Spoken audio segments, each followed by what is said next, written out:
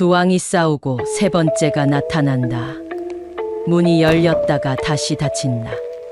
미국 플로리다주에 사는 65세의 영적 지도자 줄리 그린은 미국의 신보수 기독교 커뮤니티에서 가장 영향력 있는 예언가 중 한 명이다. 그녀는 2016년부터 미국의 정치 미래를 언급해왔으며 많은 추종자들이 그녀의 말을 신의 계시로 받아들인다. 하지만 줄리 그린이 독특한 점은 자신의 국가인 미국만 보는 예언가가 아니라는 것이다. 그녀는 세계 여러 지역의 미래를 언급해왔으며 특히 동아시아에 관해서는 매우 구체적인 환상을 본다고 알려져 있다. 그녀의 예언은 종종 미국 기독교 방송국과 유튜브를 통해 널리 퍼지며 한국에서도 그녀의 말을 추적하는 사람들이 늘어나고 있다. 2025년 11월 말 줄리 그린은 동아시아 전체, 특히 한반도와 그 주변국들의 미래에 관한 새로운 예언을 공개했다. 이 예언은 중국, 북한, 일본, 그리고 한국이 모두 얽혀있는 복잡한 미래를 담고 있으며 2026년 한 해가 동아시아 역사에서 가장 중요한 해가 될 수 있다는 점을 강조하고 있다. 줄리 그린은 자신의 예언을 시작하면서 이렇게 말했다고 전해진다. 기도와 중보의 시간에 나는 동아시아 위의 하늘을 봤습니다. 그곳은 마치 거대한 체스판 같았습니다. 검은 말, 흰 말들이 움직이고 있었습니다. 각각의 말들이 전략적으로 위치하고 있었고 누군가의 손에 의해 정교하게 움직여지고 있었습니다. 체스판이라는 비유는 매우 상징적이다. 이는 각 국가들이 전략적 이해관계에 따라 계산된 움직임을 하고 있으며 동시에 그 움직임이 상호 연결되어 있다는 뜻이다. 줄리는 이 체스판에서 가장 중요한 것은 어느 말이 제일 큰가가 아니라 어떤 순서로 말들이 움직이는가라고 강조했다. 그리고 그 순서가 2026년에 결정될 것이라고 말했다. 중국, 두 왕이 싸우고 세 번째가 나타난다. 줄리가 가장 먼저 설명한 것은 중국의 미래다. 줄리는 중국에 관해 매우 복잡한 환상을 봤다고 전했다. 중국에서 나는 매우 이상한 현상을 봤습니다. 마치 여러 왕들이 한 나라의 왕관을 놓고 싸우는 것 같습니다. 그런데 가장 이상한 부분은 현재의 최고 권력자인 1인자는 그 싸움의 바깥에 있다는 것입니다. 줄리는 이를 중국의 권력 구조가 얼마나 불안정한지를 보여주는 신호라고 해석했다. 구체적으로 어떤 상황인가라는 질문에 줄리는 이렇게 설명했다. 현재의 최고 권력자는 명목상 그대로 있습니다. 하지만 그의 곁에서 2인자와 3인자가 서로를 견제하고 있습니다. 마치 두 마리의 용이 같은 연못에 물을 놓고 싸우는 것처럼 말입니다. 이들은 표면적으로는 같은 정당, 같은 리더십 아래 있지만 실제로는 각각 다른 파벌을 형성하고 있고 향후의 권력 승계를 놓고 벌써부터 경쟁을 시작하고 있습니다. 줄리는 계속해서 이렇게 말했다. 더 놀라운 것은 이 싸움이 갈수록 심해질수록 세 번째 인물이 준비하고 있다는 것입니다. 아직 드러나지 않은, 그러나 확실히 영향력을 키우고 있는 인물 말입니다. 이 인물은 현재의 권력 다툼에서 손을 떼고 있으면서도 뒤에서 자신의 기반을 다지고 있습니다. 마치 체스에서 뒤쪽에 남겨진 말이 나중에 중요한 역할을 하는 것처럼. 이것은 매우 흥미로운 관찰이다. 왜냐하면 이는 중국의 권력 구조가 현재 생각보다 훨씬 더 불안정하며 장기적으로는 완전히 새로운 세력이 등장할 가능성을 시사하기 때문이다. 줄리는 또한 중국에서 일어날 물리적인 사건에 대해서도 언급했다. 중국 어딘가에서 매우 큰 건축물이 붕괴될 것입니다. 그것은 자연재해가 아니라 인재일 가능성이 높습니다. 부패, 부실, 그리고 감시 부재의 결과입니다. 이 붕괴는 기존에 그래왔던 것과 같은 건축 사고가 아니라 중국의 기존 질서에 대한 국민들의 신뢰 붕괴를 의미합니다. 그 이후 많은 것들이 연쇄적으로 무너질 수 있습니다. 북한, 문이 열렸다가 다시 닫힌다. 줄리는 북한의 미래를 매우 신비롭게 설명했다. 나는 북한을 봤습니다. 그곳의 하늘 위에는 닫혔던 문이 열리는 것을 봤습니다.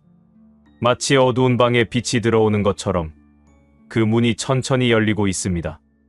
이 문이 무엇을 의미하는가라는 질문에 줄리는 답했다. 그것은 남쪽으로 향한 문입니다.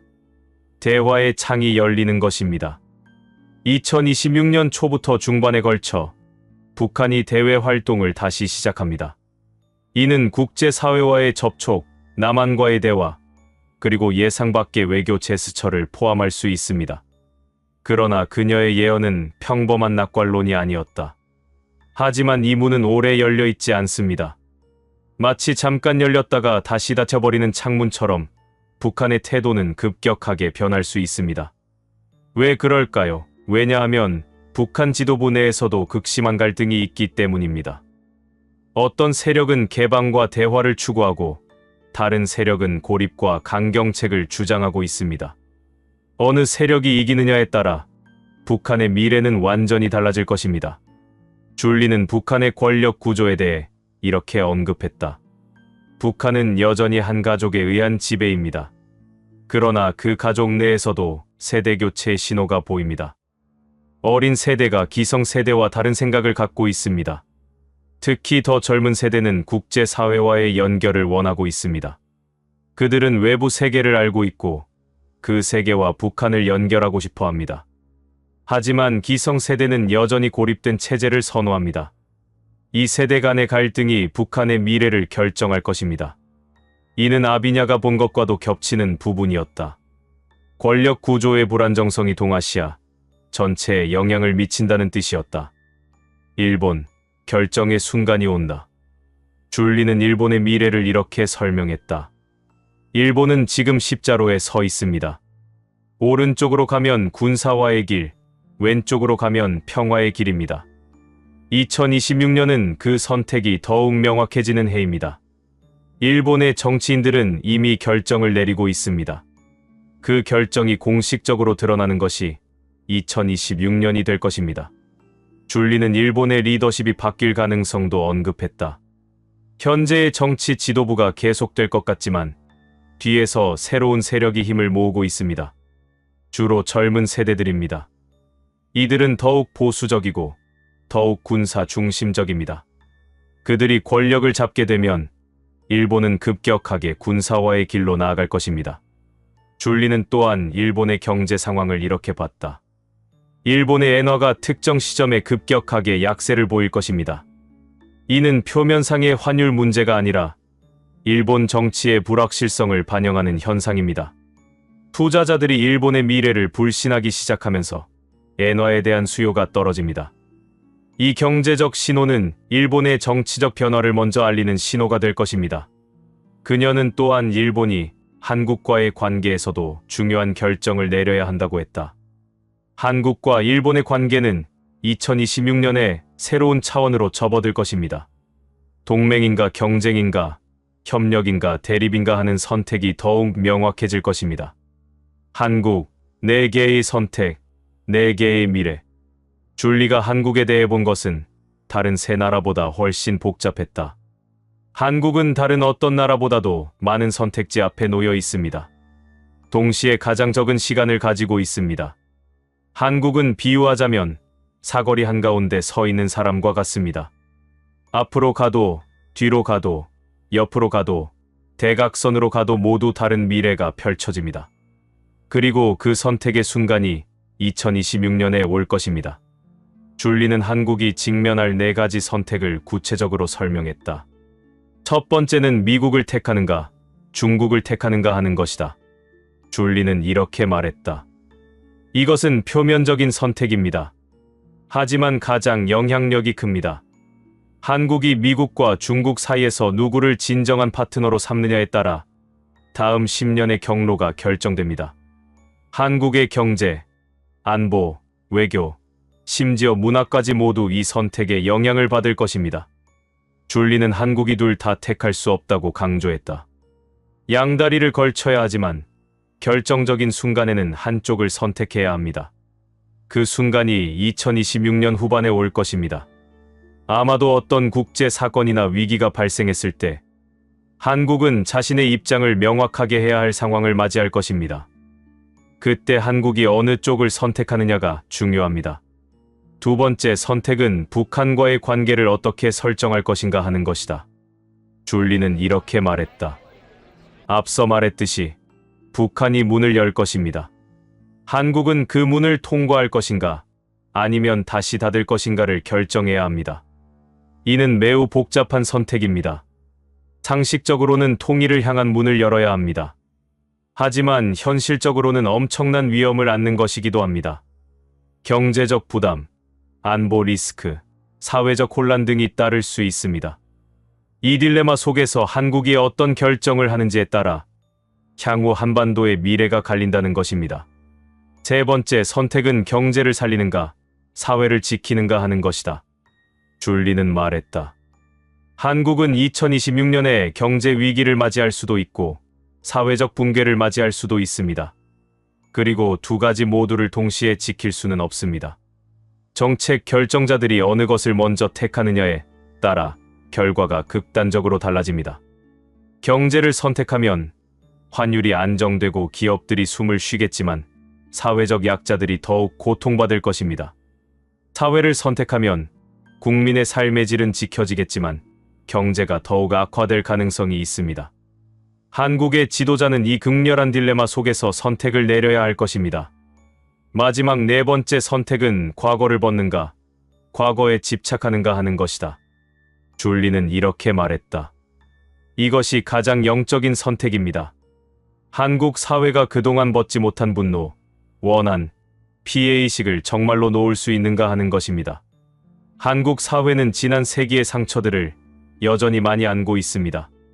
식민지의 경험, 전쟁의 트라우마, 발전 과정에서의 불공정 등이 여전히 사람들의 마음 속에 남아 있습니다. 한국이 앞으로 나아가려면 이 모든 것을 용서하고 내려놔야 합니다. 그렇지 않으면 한국은 과거에 매여서 미래를 못 볼 것입니다. 이 영적 선택이 다른 세 선택을 모두 결정합니다.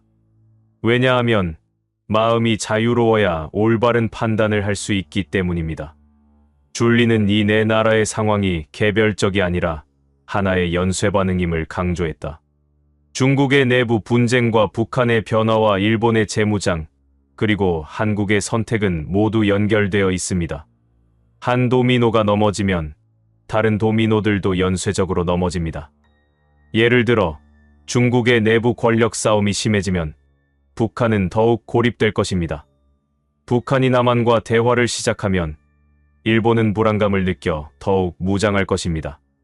일본이 무장하면 한국은 선택을 강요받을 것입니다. 이런 식으로 모든 것이 연결되어 있습니다. 줄리는 이를 체스 게임의 5번째 수라고 표현했다. 체스는 보통 처음 몇 수가 가장 중요하다고 알려져 있습니다. 하지만 이 동아시아의 게임은 다릅니다.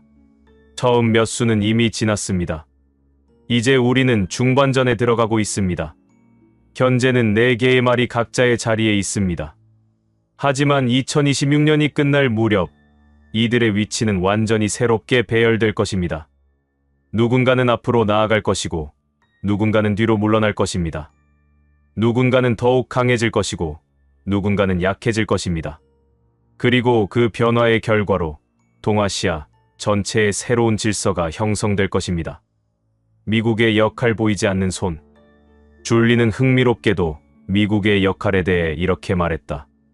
미국은 직접 나서지 않습니다. 하지만 보이지 않는 손으로 이 모든 움직임에 영향을 미칩니다. 특히 2026년 후반부터 트럼프 정부가 현재보다 더 강해질 가능성이 높아지면서 미국의 고립주의와 거래 중심의 외교가 동아시아 질서를 재편할 것입니다. 미국이 어느 나라를 지지하고 어느 나라를 외칠 것인가에 따라 모든 것이 결정될 것입니다. 미국의 한국에 대한 정책, 대중국 정책, 대일본 정책, 대북 정책이 모두 2026년에 명확해질 것입니다. 2026년 1월부터 12월까지의 타임라인. 줄리는 2026년 전체를 월별로 나누어 설명했다. 1월부터 3월까지의 시기는 검은 장막이 내려오는 시기라고 했다. 그녀는 이렇게 설명했다. 아비냐가 본 검은 장막이 이 시기에 가장 짙어집니다. 중국의 내부 분쟁이 본격화되고 북한은 여전히 침묵하며 일본은 재무장 논의를 가속화합니다. 한국은 이 세 나라의 움직임에 반응하느라 국내 정치가 극도로 혼란스러워집니다. 이 시기에 한국에서는 거센 정치 싸움이 벌어질 것이고 국민들의 불안감이 최고조에 달할 것입니다. 4월부터 6월까지는 북한이 움직이는 시기라고 했다. 줄리는 말했다. 이 시기에 북한이 예상외의 제스처를 취합니다. 외교적 신호를 보내거나 국제사회와의 접촉을 시도합니다. 아마도 특사를 남한에 보내거나 국제회의에 참석하거나 또는 어떤 선언을 발표할 수도 있습니다. 이는 모두가 놀라는 움직임이 될 것입니다. 왜냐하면 많은 사람들이 북한은 절대 먼저 나설 리가 없다고 생각했기 때문입니다. 7월부터 9월까지는 한국의 결정의 계절이라고 했다. 줄리는 이렇게 설명했다. 여름 이후 한국은 결정을 미룰 수 없게 됩니다. 정부와 야당, 국민 간의 첨예한 논쟁이 벌어집니다. 이 시기에 극적인 정치 사건이나 결정이 나올 것입니다. 아마도 국가적 차원의 중요한 선택이 이 시기에 이루어질 것입니다. 이 시기에 한국의 미래가 어느 정도 결정될 것입니다. 10월부터 12월까지는 새로운 질서의 탄생의 시기라고 했다. 줄리는 말했다. 연말이 되면 새로운 질서가 조금씩 보이기 시작합니다. 중국의 권력 재편이 일단락되고 북한, 한국, 미국 간의 새로운 관계 설정이 시작되고 일본이 새로운 역할을 모색합니다. 이 시기에 국제사회도 새로운 질서에 적응하기 시작할 것입니다. 동아시아 전체가 새로운 구도 속으로 진입합니다. 특히 2026년 크리스마스 근처에는 아비냐가 본 그 놀라운 인물이 등장할 것입니다. 그 인물의 등장으로 모든 것이 새로운 관점에서 보이기 시작할 것입니다. 한국에 대한 구체적인 경고. 줄리는 한국을 향해 매우 직설적인 경고를 했다. 한국이 지금 놓치고 있는 가장 중요한 것은 결정력입니다. 너무 많은 선택지 앞에서 어느 것도 선택하지 않으려다가 모든 것을 잃을 수 있습니다. 역사에서 모호한 태도를 취했던 나라들은 결국 멸망했습니다. 명확한 방향성이 없으면 어느 세력에도 휘둘리게 됩니다. 그녀는 또한 한국의 속성에 대해 지적했다. 한국은 빨리 변합니다. 그것이 장점이자 단점입니다. 2026년에는 빠르게 결정하지만 그로 인한 후유증도 크다는 상황이 반복될 것입니다. 신중함과 속도 사이의 균형이 극도로 중요해집니다. 한국은 성급하게 결정해서 나중에 후회하거나 너무 신중해서 기회를 놓치는 양극단을 피해야 합니다. 줄리는 또한 한국 사회의 분열에 대해 경고했다.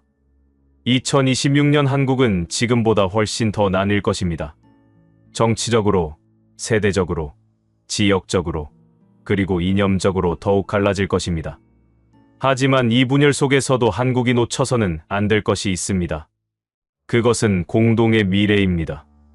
아무리 현재의 의견이 다르더라도 한국의 미래를 함께 만들어가야 한다는 인식이 필요합니다. 흥미롭게도 줄리는 자신의 예언이 완벽하지 않다고 솔직하게 인정했다. 나는 분명히 무언가를 봤습니다. 하지만 그것이 정확히 무엇인지는 명확하지 않습니다. 특히 한국과 북한 사이에서 일어날 특정한 사건은 너무 중요해서인지 깨달음의 안개 속에 가려 있습니다. 마치 미래가 아직 확정되지 않았다는 신호처럼 그 부분은 희미하게만 보입니다. 줄리는 6번째 수라는 신비로운 개념을 언급했다. 체스 게임에서 4개의 말이 움직인 후 나는 6번째 수를 봤습니다. 그것은 처음에 보이지 않던 방향에서 나타나는 수입니다. 누군가 예상하지 못한 곳에서 새로운 플레이어가 등장한다는 뜻입니다. 이 6번째 수가 무엇인지 혹은 누구인지는 명확하지 않습니다. 하지만 그것이 모든 것을 바꿀 수 있다는 느낌만 강하게 받습니다. 줄리는 마지막으로 이렇게 정리했다. 동아시아는 지금 큰 게임의 한가운데 있습니다. 그 게임의 규칙을 누가 정하느냐에 따라 미래가 결정될 것입니다. 중국은 자신의 위치를 유지하려고 애쓰고 미국은 자신의 영향력을 지키려고 노력하며 북한은 생존을 위해 움직이고 일본은 다시 일어서기 위해 움직입니다. 그리고 한국은 우리를 놀라게 할 선택을 할 것입니다. 그것이 구원인지 자멸인지는 시간이 알려줄 것입니다. 베이징의 한 커다란 학술회의실. 창밖으로는 자금성의 붉은 기와 지붕이 희미하게 보인다. 바깥 대기는 차갑지만 실내는 긴장으로 가득 차 있다. 한 테이블에는 여러 국가에서 모인 학자들과 정부 관계자들이 앉아 있고 단상 위에는 12살 먹은 한 소년이 서 있다. 그의 이름은 리우밍천 레오밍천이다. 그 소년의 외모는 평범하다. 하지만 그의 눈빛은 그의 나이와 어울리지 않는 깊이와 무게를 담고 있다. 마치 천년의 시간을 살아온 노인의 눈처럼. 회의 진행자는 조용히 말했다. 리우밍천 군, 이번에는 2025년 한반도의 운명에 대해 말씀해달라고 했습니다. 소년은 천천히 고개를 끄덕였고 그 순간 실내의 모든 것이 정적으로 변했다. 리우밍천은 윈난성의 깊은 산골에서 태어났다. 그곳은 문명과는 거리가 먼 곳이었다. 마을 사람들은 그의 출생이 평범하지 않다는 것을 이내 깨달았다. 생후 3개월 만에 그는 완벽한 문장을 구사했고 4살이 되던 해 그는 자신이 전생에 티베트의 고승이었다고 말했다. 다만 그의 설명은 어린아이의 지어낸 이야기처럼 들리지 않았다. 매우 구체적이고 사실적이었다. 마을의 한 노인은 그 말을 들으며 한참을 생각했고 결국 그 소년을 깊은 산으로 데려갔다. 그곳에서의 3년은 그의 인생을 완전히 바꾸어 놓았다. 명상과 수행, 그리고 자연과의 대화. 그 경험 속에서 리우밍천은 무언가를 깨달았다. 17세가 되었을 때 그는 베이징 대학교 물리학과에 입학했다. 대학 입시에서 만점에 가까운 성적을 받았다. 학교의 교수진들은 그를 세기의 천재라고 칭했다. 하지만 대학에 다닌 지 2년 만에 그는 갑자기 학교를 떠났다. 그가 남긴 편지에는 이렇게 적혀 있었다. 이 세상의 모든 이치는 책 속에 있지 않습니다. 진실은 산과 강, 별과 바람 속에 있습니다. 저는 그곳으로 돌아갑니다. 그 이후 3년간 그는 다시 자취를 감춘다. 사람들은 그가 죽었을 수도 있다고 생각했다. 하지만 3년 후 그는 모습을 드러냈다. 그를 본 사람들은 경악했다. 그의 눈에는 이전과는 완전히 다른 무언가가 담겨 있었기 때문이다. 그는 말했다. 과거와 미래는 현재라는 점 위에 동시에 존재합니다. 우리가 사는 이 순간이 바로 역사 전체를 결정하는 중심점입니다. 2022년 리우밍천은 한글귀를 써내려갔다. 북쪽 곰이 이빨을 드러내고 형제의 땅을 피로 물들일 것이다. 얼마 지나지 않아 어느 강대국은 우크라이나를 향해 갔다. 세계는 전쟁의 공포로 떨었다. 2023년 1월 그는 다시 한 구절을 남겼다.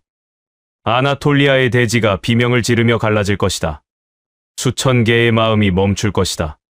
불과 몇 주 뒤 튀르키예 지역에서 역사적인 규모의 대지진이 발생했다. 수백만 명이 집을 잃었다. 그 이후로 과학자들과 언론인들이 그를 추적하기 시작했다. 그의 예언이 정확하다는 것은 이제 부인할 수 없는 사실이 되었다. 중국 정부는 그를 국가 비밀로 관리하기로 결정했다. 2025년 3월 한국에서 대규모의 산불이 발생했다. 동시다발적으로 5개 지역에서 불이 났고 그 불들이 하나로 이어져 가는 모습은 마치 하늘에서 용이 내려오는 것처럼 보였다. 리우밍천이 몇 달 전에 남긴 글귀가 정확히 이를 예견했었다. 5개의 불꽃이 하나로 합쳐져 붉은 용이 되어 하늘로 승천하리라. 이제 모든 것이 명확했다. 그의 예언은 우연의 일치가 아니었다. 그것은 미래의 청사진이었다. 그 포럼에서 리우밍천이 처음 꺼낸 주제는 한국이었다. 그는 천천히 말했다. 2025년 12월 한반도를 검은 강이 휘감을 것입니다. 방 안에 모두가 귀를 기울였다. 이 강이 정확히 무엇인지 말씀드릴 수 없습니다. 왜냐하면 그것은 현재의 인간의 상식으로는 설명할 수 없기 때문입니다. 오직 그것을 직접 경험한 사람만이 이해할 수 있을 것입니다. 마치 거대한 파도가 몰려올 때 그 파도의 정체를 설명하는 것보다 그 속에 빠져보는 것이 더 빠른 것처럼 말입니다. 한 기자가 손을 들고 물었다. 그것이 자연재해를 뜻하는 건가요? 아니면 정치적인 사건을 뜻하는 건가요? 리우밍천은 미소를 지었다. 그 구분이 더 이상 의미가 없어질 시점입니다. 자연과 인간의 문제, 그것이 하나로 합쳐져 모든 것을 뒤흔들 것입니다. 하지만 12월의 사건이 전부가 아니었다. 리우밍천은 계속했다. 그 사건을 겪은 후 한국의 경제는 눈부신 성장을 이루게 될 것입니다. 수치상으로 보면 한국은 세계가 본 어느 나라보다도 빠르게 회복하고 발전할 것입니다. 2026년부터 2027년에 걸쳐 한국의 주가는 하늘 높은 줄 모르고 오를 것입니다. 기업들은 번창할 것이고 수출은 증가할 것입니다. 세계의 언론은 다시 일어선 한강의 기적이라고 찬양할 것입니다. 여기까지는 희망적인 내용이었다. 그러나 리우밍천의 표정이 변했다. 하지만 그 황금 사과를 베어 물어보십시오. 속은 검은 벌레로 가득 차 있을 것입니다. 그가 말을 이었다. 경제는 성장하지만 사람들의 영혼은 점점 더 빈곤해져 갈 것입니다. 돈이 쌓이면 쌓일수록 마음은 더욱 비워져 갈 것입니다. 양극화는 극에 달할 것이고 청년들은 희망을 잃을 것입니다. 노인들은 더욱 고독해질 것입니다. 화려한 건물 뒤편에는 깊어만 가는 어둠이 있을 것입니다. 물질의 풍요와 정신의 빈곤, 이 두 가지가 동시에 진행되면서 한국 사회는 내부부터 썩어 들어갈 것입니다. 한 학자가 물었다. 그렇다면 이 상황에서 벗어날 방법이 있습니까? 리우밍천은 창밖을 바라봤다. 서울 시간으로는 한밤중이었고 베이징도 마찬가지였다. 있습니다. 그것이 바로 내가 이번에 말씀드릴 두 번째 예언입니다. 리우밍천은 말을 이었다. 한국의 민족 고유의 절기에 설날이나 추석 즈음에 4만 명 이상의 사람들이 한 곳에 모일 것입니다. 그곳은 매우 큰 장소일 것입니다. 광장이거나 경기장이거나 혹은 그 이상의 규모일 수도 있습니다. 모든 눈과 귀가 그곳에 집중될 것입니다. 그가 계속했다. 그때 한 인물이 나타날 것입니다. 그는 왕이 아닙니다. 정치인도 아닙니다. 기업가도 아닙니다. 하지만 그의 말 한마디가 나면 4만 명의 사람들이 일제히 눈물을 흘릴 것입니다. 그것은 슬픔의 눈물이 아닙니다. 깨달음의 눈물입니다. 오랫동안 묻혀있던 진실을 마주했을 때 흘리는 눈물입니다. 리우밍천의 목소리에 힘이 들어갔다. 그 인물은 사람들의 마음을 꿰뚫을 것입니다. 그는 사람들에게 할 말을 할 것입니다. 평론가도 정치인도 누구도 차마 말하지 못했던 것들을 말할 것입니다. 그 순간 사람들은 스스로 부끄러움을 깨닫게 될 것입니다. 자신들이 얼마나 잘못된 길을 걸어왔는지, 자신들이 얼마나 서로를 외면했는지, 얼마나 많은 악습에 젖어 있었는지 깨달을 것입니다. 한 참석자가 물었다. 그렇다면 그 후에는 어떻게 됩니까? 그 후에는 사람들이 자발적으로 변할 것입니다. 강요가 아니라 자발적으로. 마치 얼음이 봄의 햇빛에 녹듯이 사람들은 스스로 자신 안의 악습을 부수기 시작할 것입니다. 사회 전체가 깊은 정화의 과정을 겪을 것입니다. 그것이 바로 한국이 그 어두운 터널에서 빠져나올 길입니다. 리우밍천은 다시 한번 창밖을 바라봤다. 그리고 조용히 말했다. 그 변화는 한국에만 머물지 않을 것입니다. 동아시아 전체가 뒤흔들릴 것입니다. 모두가 침묵하며 그의 말을 기다렸다. 중국은 지금 권력의 중심이 형성되어 있습니다. 하지만 그 중심은 곧 흔들릴 것입니다. 붉은 용의 심장이 박동을 멈출 때가 올 것입니다. 권력의 교체가 일어날 것이고 그것은 순순하지 않은 전환이 될 것입니다. 중국의 내부 혼란은 깊어질 것입니다. 리우밍천의 시선이 동쪽으로 옮겨졌다. 일본은 또 다른 길을 갈 것입니다. 새로운 지도자가 나타날 것입니다. 그는 강한 리더십을 가진 인물일 것입니다. 하지만 그의 방향성은 고립으로 향할 것입니다.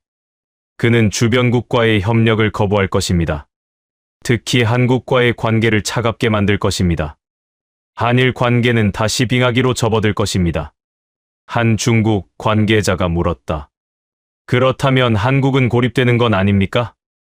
리우밍천은 미소를 지었다. 절대 그렇지 않습니다. 그것이 바로 가장 놀라운 부분입니다. 리우밍천이 천천히 말했다. 동쪽에서 문이 닫히고 북쪽에서 혼란이 깊어질 때 한국의 시선은 서쪽을 바라볼 것입니다. 태평양 건너 서쪽의 거대한 독수리 말입니다. 회의실이 조용해졌다. 미국은 한국의 손을 잡을 것입니다. 하지만 이것은 단순한 정치적 손잡기가 아닙니다. 이것은 운명적인 연결이 될 것입니다. 군사적 협력을 넘어 경제적 동반자 관계를 넘어 미래의 기술 산업까지 모든 분야에서 한국과 미국은 하나의 운명 공동체가 될 것입니다. 리우밍천의 목소리가 더욱 명확해졌다. 2026년은 한국이 새로운 시대로 진입하는 원년이 될 것입니다. 일본의 견제 속에서, 중국의 혼란 속에서 한국은 미국의 전폭적인 지원을 받으며 유라시아의 새로운 중심이 될 것입니다. 이것이 바로 위기 속에서 찾아오는 한국의 진정한 기회입니다. 리우밍천은 이제 더욱 신비로운 주제로 넘어갔다. 2026년 한국에서 3명의 특별한 인물이 상징적으로 만나게 될 것입니다. 산의 남자, 바다의 남자, 물의 여인. 이 세 사람이 만나는 순간 기존의 정치 구조는 완전히 붕괴될 것입니다. 한 젊은 기자가 손을 들었다. 그 3명이 구체적으로 누구입니까? 리우밍천은 고개를 저었다. 그들의 이름을 지금 말씀드릴 수는 없습니다. 미래는 가능성이기 때문입니다. 하지만 그들이 나타날 시점이 오면 모두가 알 수 있을 것입니다. 그들은 매우 두드러진 방식으로 한반도의 운명 속에 나타날 것이기 때문입니다. 그가 계속했다. 현재의 정당 체제, 보수와 진보라는 이분법, 그리고 권력의 중앙 집중식 구조. 이 모든 것이 무너질 것입니다. 새로운 형태의 정치가 나타날 것입니다. 더욱 분산되고, 더욱 유연하고, 더욱 사람들의 목소리에 귀 기울이는 형태의 정치 구조가 등장할 것입니다. 리우밍천의 눈빛이 더욱 깊어졌다. 이것은 재앙이 아닙니다. 이것은 탄생입니다. 오래된 것이 죽고 새로운 것이 태어나는 자연스러운 순환입니다. 회의 막바지, 한 참석자가 중요한 질문을 던졌다. 그렇다면 지금 한국 사람들이 해야 할 일은 무엇입니까? 리우밍천은 길게 침묵했다. 그리고 말했다. 준비하십시오. 물질적 준비가 아니라 정신적 준비입니다. 당신들의 영혼을 돌보십시오. 당신들의 공동체를 돌보십시오. 당신들의 진정한 가치가 무엇인지 다시 생각해 보십시오. 그가 이어 말했다. 2025년 12월에 그 사건은 피할 수 없습니다. 하지만 그것을 어떻게 받아들이는가는 당신들의 선택입니다. 그것을 공포로만 받아들일 것인가, 아니면 각성의 신호로 받아들일 것인가. 그 선택이 2026년 이후의 한국을 결정할 것입니다. 리우밍천이 가장 신비로운 목소리로 말한 예언 중 하나가 바로 첫눈에 관한 것이었다. 그는 천천히 마치 매우 중요한 것을 전하듯 입을 열었다. 첫눈이 내리는 날, 특히 그 첫눈이 이른 아침 3시부터 내리기 시작한다면 그때는 집 밖에 있으면 안 된다. 회의실이 일순간 긴장으로 휩싸였다. 한 참석자가 물었다. 그 이유는 무엇입니까? 리우밍천은 창밖을 바라봤다. 마치 먼 미래의 어떤 장면을 보고 있는 듯. 그 시간에 내리는 첫눈은 평범한 눈이 아니다. 대기의 불순물과 대지의 기운이 만나 형성되는 그 눈은 매우 특별한 파장을 지니고 있을 것이다. 그 눈을 맞으면 육체가 아닌 영혼이 흔들릴 수 있다. 마치 벼락을 맞은 것처럼, 혹은 매우 강한 전자파에 노출된 것처럼 당신들이 과학적으로 설명할 수 없는 현상이 일어날 것이다. 또 다른 참석자가 손을 들었다. 그렇다면 그 시간에 집 안에 있으면 안전하다는 뜻입니까? 그렇습니다. 집의 벽, 특히 옛날 방식의 두꺼운 벽과 지붕은 그러한 에너지로부터 보호막이 될 수 있습니다. 마치 동굴 속이 번개를 피할 수 있는 것처럼. 따라서 첫눈이 내리는 새벽 3시부터 7시 사이에는 반드시 집 안에 머물러 있어야 합니다. 리우밍천은 다시 한번 강조했다. 이것은 농담이 아닙니다. 당신들이 이 경고를 무시한다면 후회하게 될 것입니다. 그 시간에 밖에 있던 사람들은 이후로 매우 이상한 증상을 겪게 될 수 있습니다. 신경계 이상, 정신적 혼란, 혹은 설명할 수 없는 질병. 이 모든 것들이 발생할 수 있습니다. 리우밍천은 또 다른 중요한 예언을 꺼냈다. 대지의 흔들림과 물의 반격이 동시에 일어나는 시기가 올 것이다. 지진과 홍수가 한반도를 휩쓸 때 권력의 중심도 동시에 흔들릴 것이다. 이것은 우연이 아니다. 이것은 대자연과 인간 사회가 같은 주파수로 공명하고 있음을 의미한다. 그가 계속했다. 인간의 법이 무너진다. 정부의 통제력이 순간적으로 상실된다. 이때 사회는 혼란에 빠질 것이다. 하지만 동시에 이것이 기존 질서의 완전한 재설정의 기회가 될 것이다. 오래된 제도는 더 이상 작동할 수 없게 되고 새로운 형태의 사회 구조가 필요하게 될 것이다. 리우밍천이 한국의 지리와 영성에 대해 말할 때 그의 목소리는 특별히 신비로워진다. 한반도에 5개의 큰 산이 있다. 한라산, 백두산, 금강산, 지리산, 태백산. 이 산들은 단순한 지형이 아니다. 이들은 한반도의 영적 축이다. 각각의 산은 다른 에너지를 담고 있으며 이 에너지들이 한순간에 동시에 깨어날 때 한반도 전체에 새로운 기운이 흐르게 될 것이다. 그가 더욱 진지한 목소리로 말했다. 2025년의 마지막 달, 이 5개의 산에서 동시에 뭔가가 발생할 수 있다. 그것이 물리적인 것일 수도, 에너지적인 것일 수도 있다. 하지만 그 순간, 한국인들은 깊은 수준의 각성을 경험하게 될 것이다. 민족의 영혼이 다시 깨어나는 시간이 올 것이다. 리우밍천이 처음 한국에 왔을 때 경복궁 앞에서 남겼던 말이 다시 언급되었다. 왕의 기운이 돌아온다. 5산이 다시 모인다. 이 말의 의미를 더 깊게 설명하면서 리우밍천은 다음과 같이 말했다. 왕의 기운이란 단순히 왕조의 복귀를 뜻하는 것이 아니다. 이것은 정의의 리더십, 백성을 위한 통치, 그리고 공동체를 위한 헌신의 정신을 의미한다. 그런 영성이 다시 한반도에 나타날 것이라는 뜻이다. 그가 계속했다. 5산이 모인다는 것은 5가지의 큰 에너지, 혹은 5명의 중요한 인물이 한 곳으로 모인다는 의미일 수도 있다. 혹은 한국의 5가지 지역 특색과 전통이 새롭게 통합된다는 뜻일 수도 있다. 하지만 명확한 것은 무언가 크고 신성한 통합이 일어난다는 점이다. 리우밍천은 마지막으로 덧붙였다. 과거와 미래는 현재라는 점 위에 동시에 존재합니다. 지금 이 순간의 당신들의 선택이 미래의 한반도를 만드는 것입니다. 그것을 기억하십시오. 회의가 끝났을 때 참석자들의 얼굴은 무겁고 진지했다. 어떤 사람은 메모를 하고 있었고 어떤 사람은 창밖을 멍하니 바라보고 있었다. 한국에서 온 한 기자는 빠르게 영상통화를 걸었다. 당신이 가장 중심이 되는 건 12월의 사건이라고요? 그게 정확히 뭐라고 했어요? 말로 설명할 수 없다고요? 네, 알겠습니다. 한국은 이제 다가오는 12월을 준비하고 있었다. 그것이 무엇인지 정확히 알 수는 없지만 무언가 거대한 변화가 올 것이라는 예감은 서서히 커져가고 있었다. 리우밍천의 예언이 과연 현실이 될까? 아니면 한낱 신비로운 이야기로 남을까? 시간이 지나면서 모든 것이 밝혀질 것이다.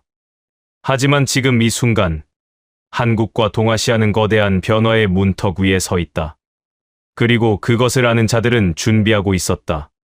어떤 형태의 미래가 올지 모르지만 적어도 그것을 맞이할 마음의 준비는 해두려고.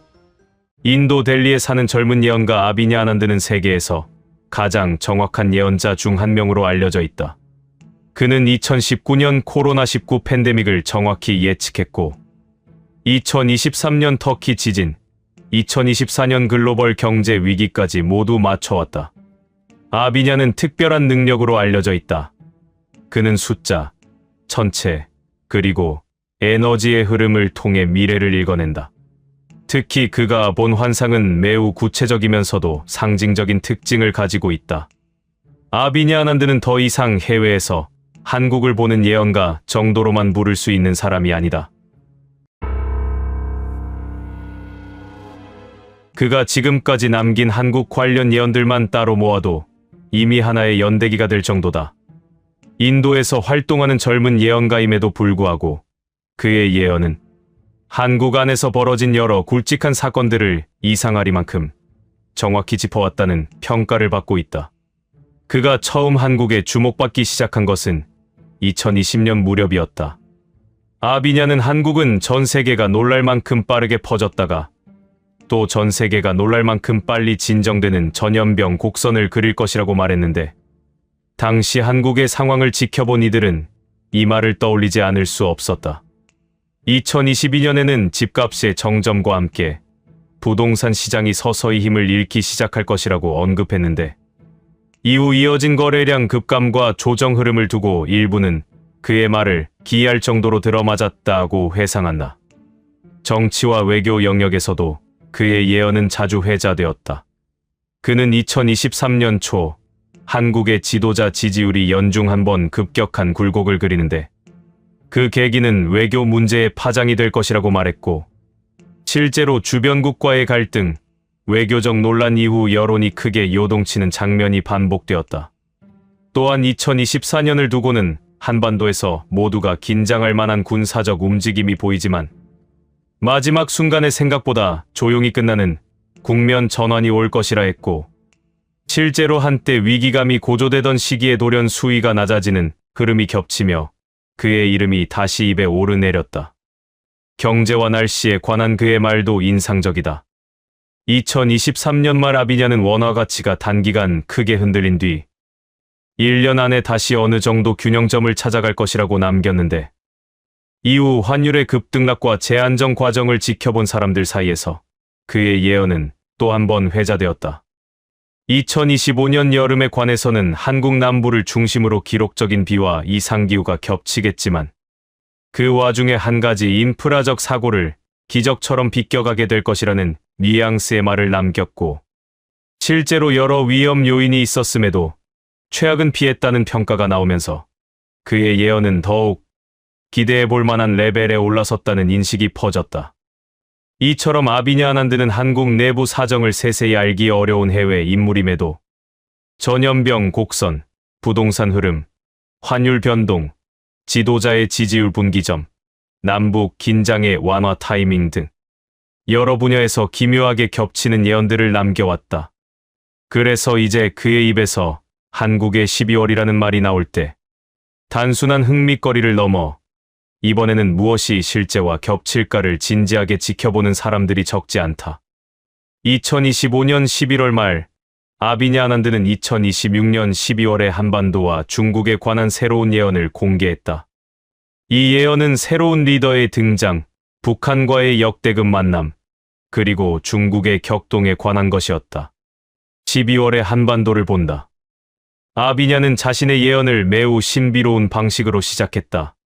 저는 2025년 12월에 한반도를 명상 중에 봅니다라고 그는 말했다. 그곳은 매우 특별합니다. 어떤 점이 특별한가라는 질문에 아비냐는 답했다. 12월 한반도에는 놀라운 일들이 가득할 것입니다. 여러 건의 중요한 사건들이 동시에 일어나거나 연쇄적으로 터질 것입니다. 첫눈이 오는 날의 신호. 아비냐는 가장 구체적인 시점을 언급했다. 12월 첫눈이 오는 날이 매우 중요합니다라고 그는 말했다. 왜 그렇게 중요한가라는 질문에 아비냐는 설명했다. 그날은 단순히 겨울이 시작되는 날이 아닙니다. 그날은 한국에서 무언가 새로운 것이 시작되는 신호입니다. 더욱 구체적으로 그는 말했다. 첫눈이 내리는 그날 또는 바로 그 근처에 중요한 소식이나 사건이 터질 것입니다. 어떤 종류의 사건인가라는 질문에 아비냐는 신비롭게 답했다. 저는 명확하게 알 수 없습니다. 하지만 그것은 한국 사회에 긍정적인 영향을 미칠 것 같습니다. 아비냐는 12월 크리스마스 근처에서 새로운 인물이 나타난다고 했다. 12월, 특히 크리스마스 주변에서 새로운 인물이 등장하거나 나라의 무대 전면에 나서게 될 것입니다라고 그는 명확하게 말했다. 이 인물이 누구인가라는 질문에 아비냐는 답했다. 저는 정확히 알 수 없습니다. 하지만 이 인물은 현재 숨겨져 있거나 현재는 중심이 아닌 위치에 있는 사람입니다. 이 인물의 특징을 설명해달라는 질문에 아비냐는 답했다. 이 인물은 매우 특별한 에너지를 가지고 있습니다. 마치 잠시 숨겨져 있던 빛이 갑자기 드러나는 것처럼. 아비냐는 이 새로운 인물이 가져올 변화를 설명했다. 이 인물이 나타날 때 한국 사회에서 그동안 억눌러져 있던 자들이 다시 일어나게 될 것입니다라고 그는 말했다. 구체적으로 누가 억눌려 있다는 건가라는 질문에 아비냐는 설명했다. 사회적으로 억압받던 자들, 정치적으로 소외받던 자들, 경제적으로 무시받던 자들, 이들이 새로운 희망을 갖게 될 것입니다. 더욱 구체적으로 그는 말했다. 이것은 단순한 정치적 변화가 아닙니다. 이것은 사회 전체의 에너지 변화입니다. 아비냐는 12월에 일어날 놀라운 일들이 연쇄적으로 터질 것이라고 했다. 12월 첫눈 새로운 인물의 등장, 놀라운 소식 또는 사건, 사회 전체의 변화라고 그는 설명했다. 이 연쇄가 한국에 미칠 영향은 무엇인가라는 질문에 아비냐는 답했다. 한국이 새로운 에너지로 2026년을 맞이하게 될 것입니다. 아비냐는 12월 한반도에서 일어날 가장 중요한 사건을 설명했다. 북한과의 대화가 다시 이루어질 것입니다라고 그는 명확하게 말했다. 언제쯤 이루어질 것인가라는 질문에 아비냐는 답했다. 아마도 11월 말부터 12월 초 사이일 것 같습니다. 토마스 그레이가 본 2월의 도발 이후 상황이 급변할 것입니다. 이번 만남이 특별한 이유가 무엇인가라는 질문에 아비냐는 강조했다. 이번 만남은 그동안 있었던 어떤 만남과도 다를 것입니다. 아비냐는 이 만남이 역사적으로 얼마나 중요할 것인가를 설명했다. 이번에 북한과의 만남은 역대급 기록으로 남게 될 것입니다라고 그는 말했다. 어떤 점이 역대급인가라는 질문에 아비냐는 설명했다. 첫째, 참석 인물들의 수준이 이전과는 비교할 수 없을 정도로 높을 것입니다. 둘째, 논의되는 주제가 더욱 근본적일 것입니다. 셋째, 그 결과가 한반도와 동북아시아 전체에 미칠 영향이 매우 클 것입니다. 더욱 구체적으로 그는 말했다. 이 만남에서 나올 합의나 선언이 앞으로 50년 이상 한반도의 방향을 결정할 것입니다. 한국 지도자의 불확실한 미래. 아비냐는 현재 한국의 지도자에 관해 매우 신비로운 설명을 했다. 저는 한국의 현재 지도자의 미래를 명상할 때 매우 이상한 현상을 봅니다라고 그는 말했다. 어떤 현상인가라는 질문에 아비냐는 답했다. 그 지도자의 미래가 보이지 않습니다. 그것이 무엇을 의미하는가라는 질문에 아비냐는 깊이 있게 설명했다. 일반적으로 미래를 보면 그 사람의 에너지가 명확하게 드러납니다. 하지만 이 지도자의 경우 그의 미래가 완전히 불명확합니다. 이것이 좋은 신호인가 나쁜 신호인가라는 질문에 아비냐는 답했다. 이것은 두 가지 극단적인 가능성을 의미합니다. 아비냐는 이 불확실성이 정확히 무엇을 의미하는지를 설명했다. 첫 번째 가능성은 이것입니다라고 그는 말했다. 그 지도자가 더 이상 할 일이 없을 수도 있습니다. 무엇을 의미하는가라는 질문에 아비냐는 답했다. 그 지도자가 권력을 잃을 수도 있습니다. 또는 현재의 역할을 마치고 무대에서 물러날 수도 있습니다. 또는 그 지도자의 정치적 영향력이 극도로 약화될 수도 있습니다. 두 번째 가능성은 이것입니다라고 그는 계속했다. 그 지도자가 예상도 못하게끔 놀라운 잠재력을 가졌을 수도 있습니다. 이것이 무엇을 의미하는가라는 질문에 아비냐는 설명했다. 반대로 그 지도자가 지금까지 보여주지 않았던 예상 밖의 결정, 행동 또는 능력을 드러낼 수도 있습니다. 더욱 구체적으로 그는 말했다. 그 지도자가 갑자기 역사적 리더십을 발휘할 수도 있습니다. 또는 예상 밖의 용감한 결정을 내릴 수도 있습니다. 아비냐는 이 두 가능성의 확률을 설명했다. 현재의 영적 흐름 속에서 이 두 가능성의 확률은 반반입니다라고 그는 말했다. 즉, 50% 확률로 그 지도자의 영향력이 사라질 수도 있고 50% 확률로 그 지도자가 예상 밖의 위대한 역할을 할 수도 있다는 뜻입니다. 이 불확실성이 한국에 미칠 영향은 무엇인가라는 질문에 아비냐는 답했다. 이 불확실성 자체가 한국 정치의 향후 방향을 결정할 가장 중요한 변수가 될 것입니다. 아비냐는 중국의 상황을 설명했다. 2025년 12월 중국에서 본격적인 권력 투쟁이 시작될 것입니다라고 그는 명확하게 말했다. 구체적으로 어떤 투쟁인가라는 질문에 아비냐는 설명했다. 중국의 2인자와 3인자가 본격적으로 분쟁을 시작할 것입니다. 이들이 누구인가라는 질문에 아비냐는 답했다. 저는 정확히 알 수 없습니다. 하지만 현재 중국 지도부에서 두 번째와 세 번째 권력자들입니다.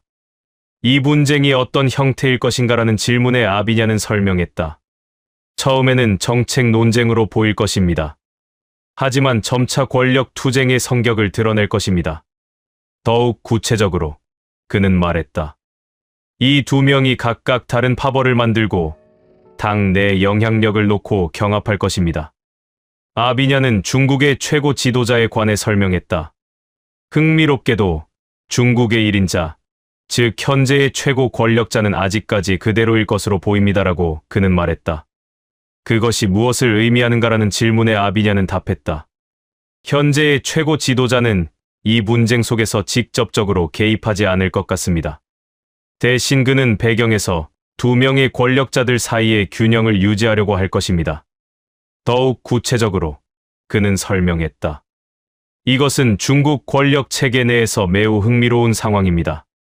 1인자가 명목상 최고 권력자이지만 실질적으로는 2인자와 3인자의 권력이 상승하고 있다는 뜻입니다. 아비냐는 중국에서 일어날 가장 극적인 사건을 예언했다. 중국에서 국민의 3분의 1이 충격에 빠질 만한 대재해가 일어날 것입니다라고 그는 말했다. 그것이 무엇인가라는 질문에 아비냐는 답했다. 언뜻 보기에는 매우 큰 건축물이 순식간에 붕괴되는 현상입니다. 아비냐는 이 건축물 붕괴를 더욱 구체적으로 설명했다. 이 건축물은 단순한 하나의 건물이 아닐 수 있습니다라고 그는 말했다. 그것이 무엇을 의미하는가라는 질문에 아비냐는 설명했다. 이것은 하나의 거대한 구조물일 수도 있고 여러 건물이 동시에 붕괴되는 현상일 수도 있으며 심지어 지하 광산 또는 지하 시설의 붕괴일 수도 있습니다. 더욱 구체적으로 그는 말했다. 이 붕괴가 갑자기 일어난다는 점이 가장 중요합니다. 어느 정도로 빠르게 붕괴되는가라는 질문에 아비냐는 답했다. 마치 마술처럼 순식간에 사라져버리는 것처럼 보일 것입니다. 아비냐는 국민의 3분의 1이라는 구체적인 비율에 대해 설명했다. 중국의 인구가 약 14억입니다라고 그는 말했다. 그 3분의 1은 약 4억 5천만 명입니다. 이렇게 많은 인구가 충격에 빠진다는 것이 무엇을 의미하는가라는 질문에 아비냐는 답했다. 이 사건이 매우 광범위한 영향을 미칠 것이라는 뜻입니다. 더욱 구체적으로 그는 설명했다. 이것은 단순한 한 도시의 재해가 아닙니다. 이것은 여러 지역에 동시에 영향을 미치거나 또는 중국 전역이 알게 될 매우 큰 사건입니다. 건축물 붕괴의 상징성. 아비냐는 이 건축물 붕괴가 갖는 상징적 의미를 설명했다. 건축물이 붕괴된다는 것은 기존의 질서나 구조가 무너진다는 뜻입니다라고 그는 말했다. 중국에서 무엇이 무너진다는 것인가라는 질문에 아비냐는 신비롭게 답했다. 저도 명확하게 알 수 없습니다. 하지만 중국의 기존 질서나 신뢰의 구조에 큰 균열이 생긴다는 뜻인 것 같습니다. 더욱 구체적으로 그는 설명했다. 이 사건 이후 중국 국민들의 심리가 크게 변할 것입니다. 정부나 기관에 대한 신뢰가 흔들릴 것입니다. 아비냐는 이 모든 사건들이 동시에 일어나는 것이 중요하다고 강조했다. 2025년 12월은 한국과 중국에서 동시에 거대한 변화가 일어나는 시기입니다라고 그는 말했다. 왜 이 시기에 동시에 일어나는가라는 질문에 아비냐는 답했다. 이것은 우연이 아닙니다. 이것은 동북아시아 전체의 에너지가 큰 전환점을 맞이하고 있다는 신호입니다. 아비냐는 12월에 일어날 세 가지 주요 사건을 정리했다.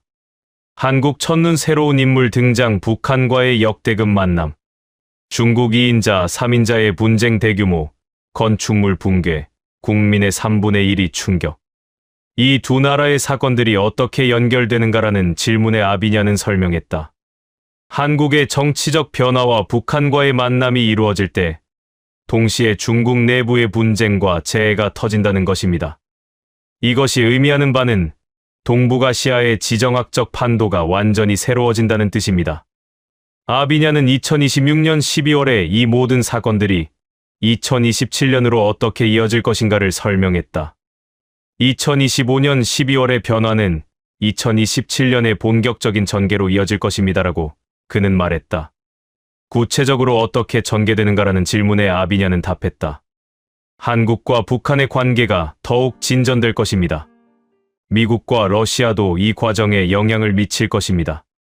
중국은 내부적 분쟁을 수습하고 새로운 질서를 찾으려고 할 것입니다. 이 모든 변화의 결과로 동북아시아의 미래가 새롭게 결정될 것입니다. 아비냐는 자신의 예언을 마무리하면서 경고와 희망을 동시에 전했다. 2025년 12월은 매우 중요한 달입니다라고 그는 말했다.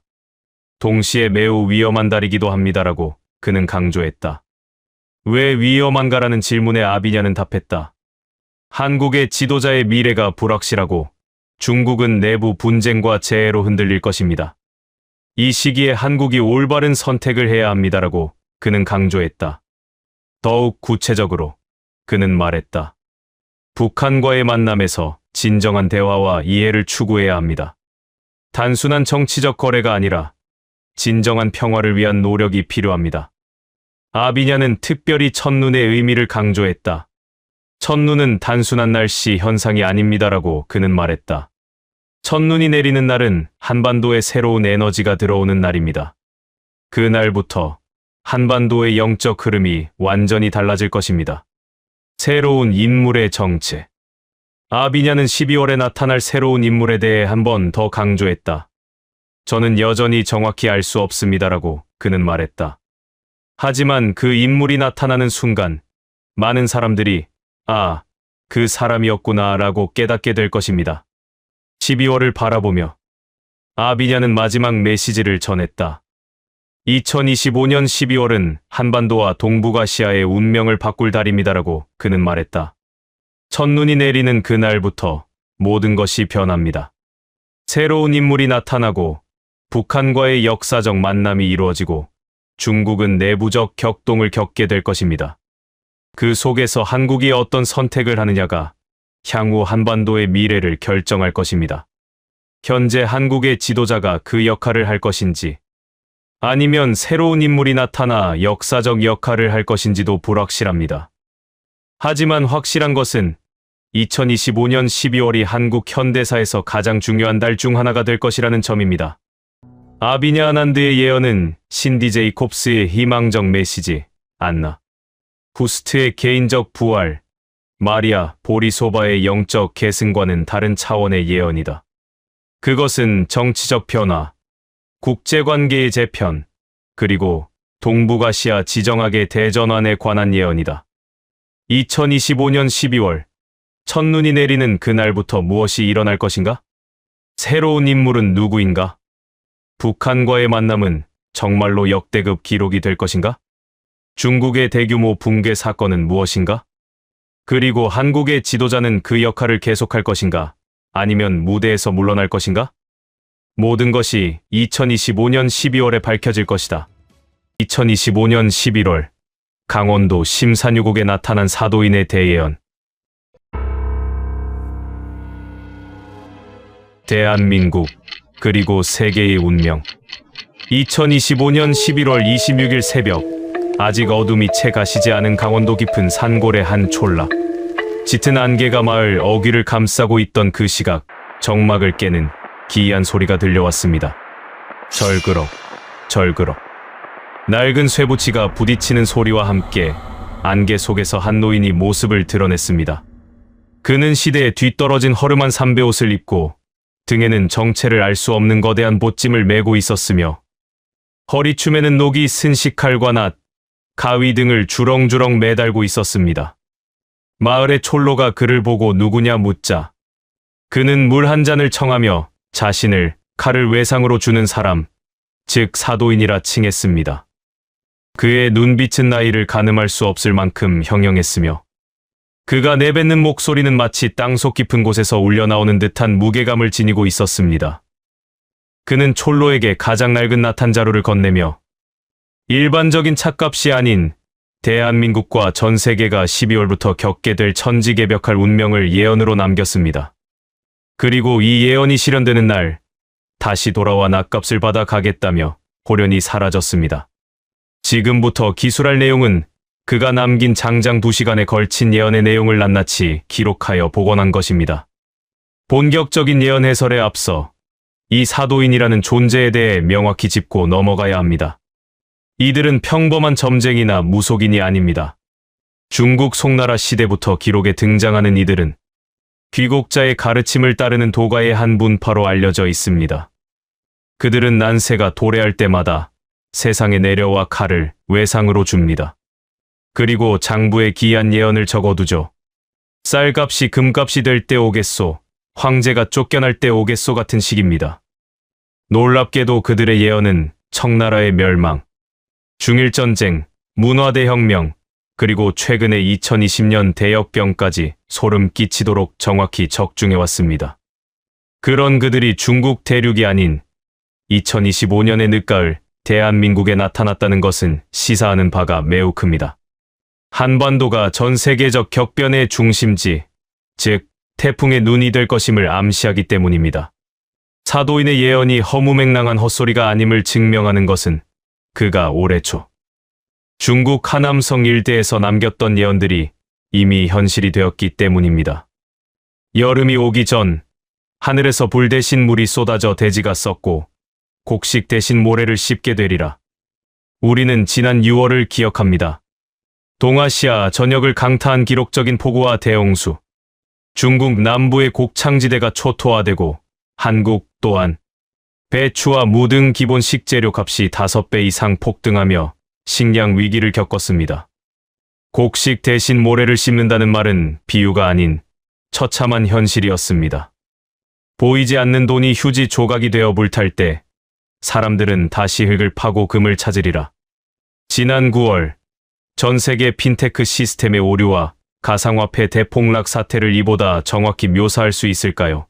디지털 자산이 증발하자 사람들은 실물 자산인 금과 토지에 미친 듯이 몰렸습니다. 사도인은 이미 금융 시스템의 붕괴를 내다보고 있었던 것입니다. 이처럼 무서운 적중률을 보인 그가 이번에는 12월에 대한민국을 정조준했습니다. 사도인이 남긴 첫 번째 대목은 한 인물의 귀환에 관한 것입니다. 동지의 긴 밤이 오기 전 집을 떠나 차가운 바람 속에 머물던 그가 다시 문지방을 넘으리라. 여기서 집을 떠났다는 표현은 매우 중의적입니다. 그저 평범하게 해외에 체류했다는 의미일 수도 있지만 정치적 혹은 사회적 타의에 의해 대중의 시야에서 강제로 멀어져야 했던 일종의 유배와도 같은 시간을 보냈음을 의미합니다.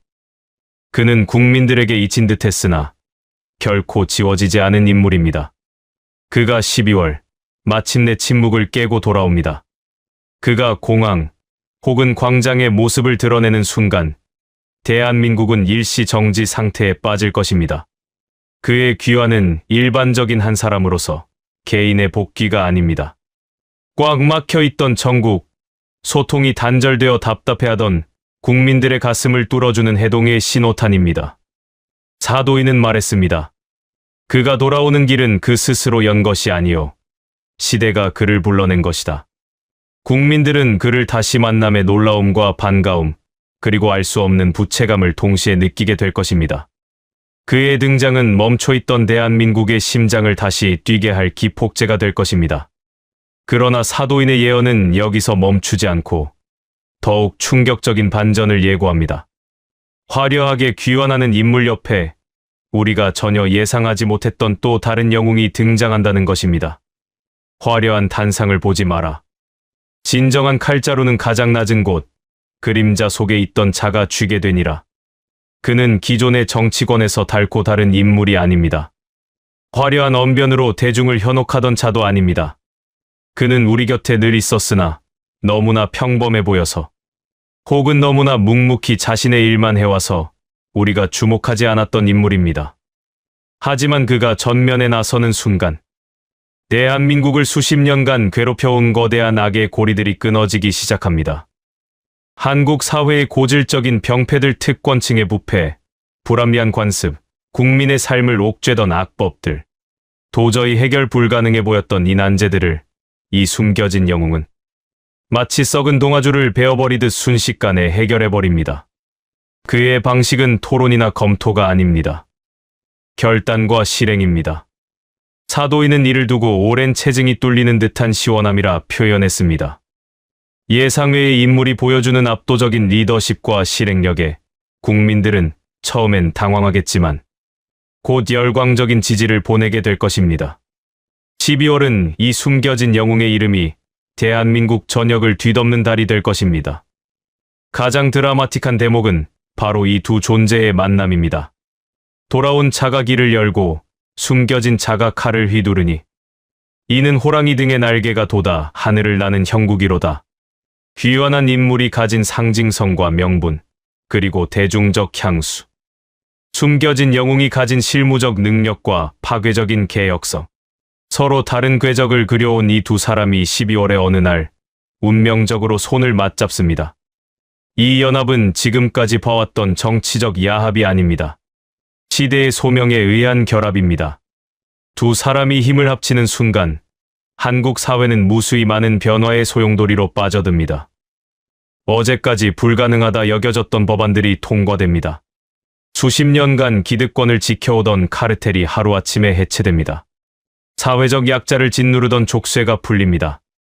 변화의 속도는 너무나 빨라 현기증이 날 정도일 것입니다. 사도인은 강물이 거꾸로 흐르는 듯한 파격이라 예언했습니다.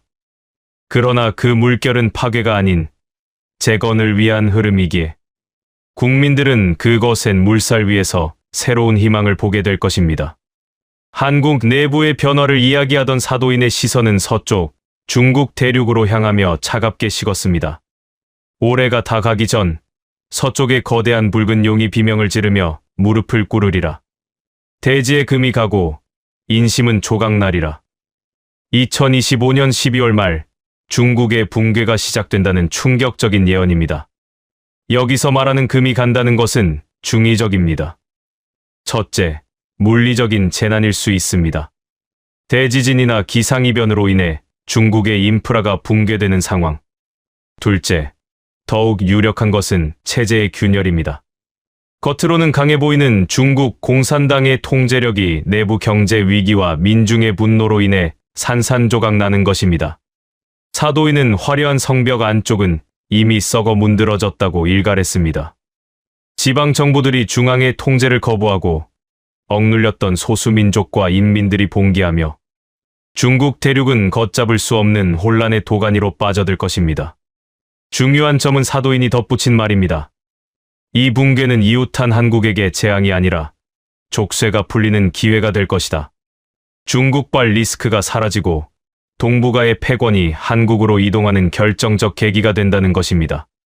마지막으로 사도인이 가장 낮은 목소리로 하지만 가장 또렷하게 남긴 예언은 남쪽을 향했습니다. 남쪽의 습한 바람이 불어오는 곳.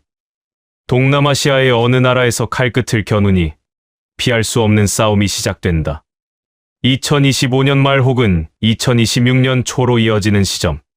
한국은 동남아시아의 특정 국가와 무력 충돌을 빚게 됩니다. 이는 한국의 침략 야욕 때문이 아닙니다. 상대국의 오판, 혹은 교민 보호나 자원 수송로 확보 등 불가피한 상황에서 벌어지는 방어적 성격의 전쟁입니다.